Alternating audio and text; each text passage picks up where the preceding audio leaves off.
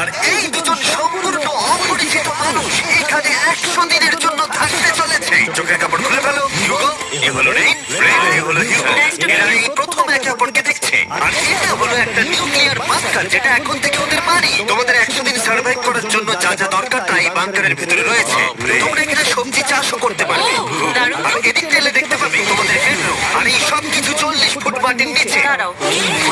এখানে একটা বেড আছে, আর এখানেও একটা বেড আছে। আর সব থেকে গুরুত্বপূর্ণ জিনিস এখানে রয়েছে $5,00,000। এটা তো আসল। খুব ভালো। তোমরা দুজনে 100 দিন সার্ভাইভ করতে পারলে এটা তোমাদের। কিন্তু একজন এখান থেকে চলে গেলে তোমরা কিচ্ছু পাবে না। আমরা কিন্তু বেরোবো না। এখন থেকে 100 দিন পরে তোমরা $5,00,000 পেতে পারো। ওয়াও। প্রচুর টাকার ব্যাপার।